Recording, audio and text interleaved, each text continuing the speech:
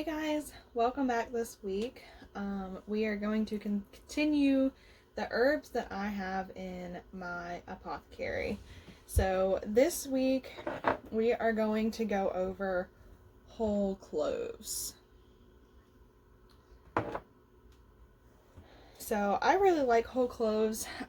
The smell of whole cloves is just kind of different, kind of like a pickle smell almost. But I use cloves to cook. I use it in my spell work. I use it pretty much all the time, honestly. So things that you can use clove for are protection, wealth, friendship, clarity, clairvoyance, banishing evil, and protecting children. So we will go over some more in-depth ways of how to use clove.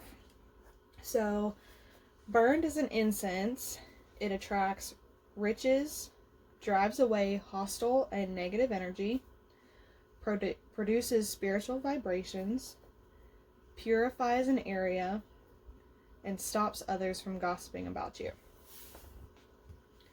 Worn or carried, cloves attract the opposite sex and bring comfort to the bereaved. So clove is also another herb that you can use around ancestral altars. You can use it around grave sites where people have been buried. When we have a death in the family, I will put cloves in a potpourri pot and just set it in the home when everybody comes over.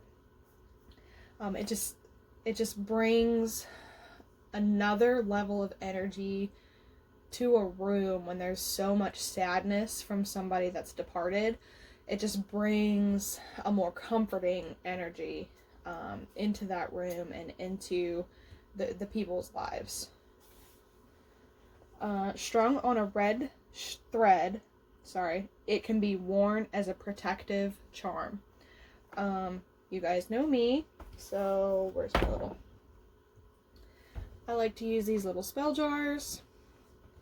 So, if you feel like you need some extra protection, whether you are doing shadow work or casting in a certain way and you just need some extra boost of protection, you can use cloves, and this is actually what they look like.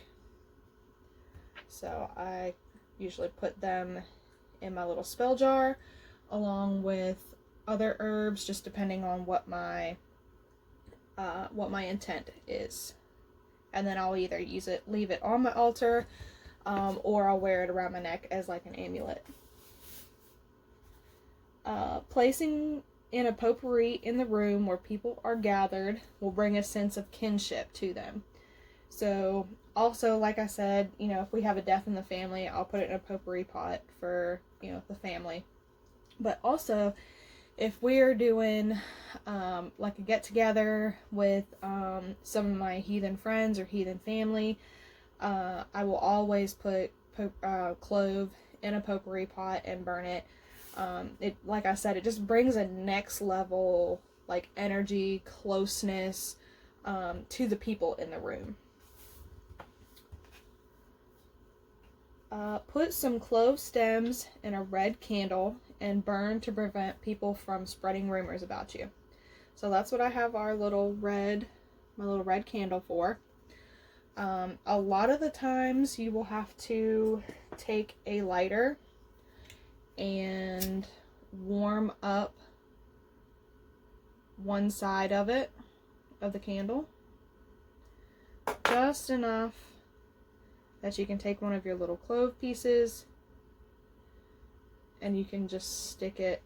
I didn't let it warm up enough, but you just warm it up enough that you can stick your little red, use your red candle and stick your little clove on it, and then let the candle burn down, and that'll stop gossip.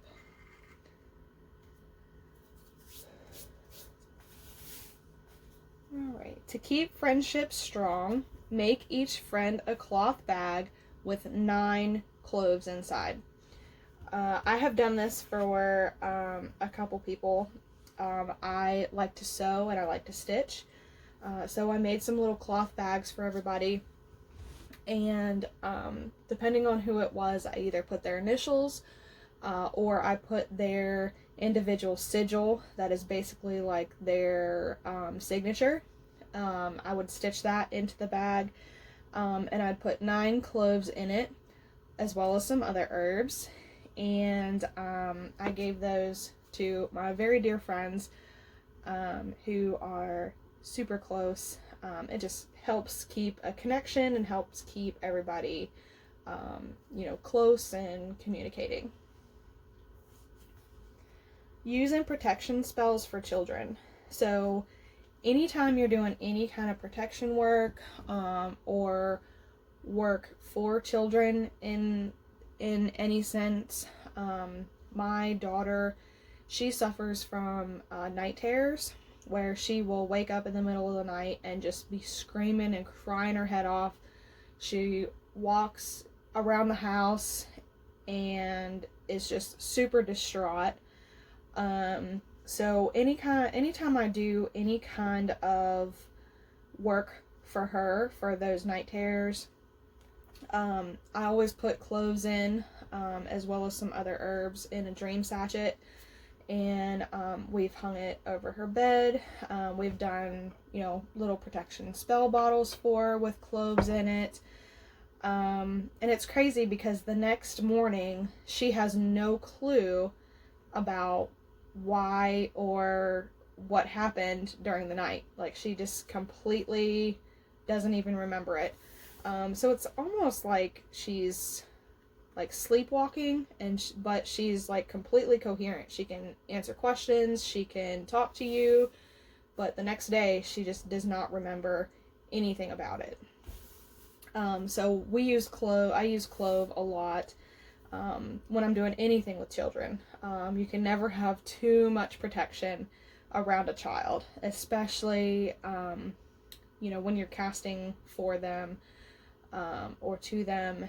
And I just always like to give an extra barrier around the kids whenever I do anything for them. You can use clove particularly when working with runes or tarot cards, as it helps you become more psychically sensitive. So fun fact, in my rune pouch, I have some stones that I have carved the runes in, and I have blooded them and done the whole 9 yards. So they are my runes. In my rune pouch, I always keep 2 things. I always keep 9 cloves, and I always keep 1 stick of cinnamon. The cloves, like I just said, help keep you psychically sensitive, help keeps your mind open. It helps with protection, as well as the cinnamon. Now the cinnamon actually, I'll do another video on cinnamon too, but the cinnamon actually helps charge and cleanse your runes or your tarot deck. I don't typically use tarot. I was never really called to try to use tarot, but I use runes all the time. So I always use clove and cinnamon in my bag that I have my runes in. And last but not least, this is a good one for some of you. Burn as an incense for astral travel, and you can also drink it as a tea. So if you astrally travel a lot or are trying to astral travel and just haven't figured it out yet, try cloves. They really help out with your spirituality and helping you transition through the astral world. So try cloves if you're having some difficulty or you feel any blockages. Cloves will help clear those and will help protect you on your journey. Alright, so that's all I have for you guys today for clove. As always, if you guys use clove in your practice, please, please, please let me know how you do it. I always like to hear how everybody uses their herbs. So comment below or send me a direct message if you don't want to comment. And as always, have a good day, and I'll see you guys next week.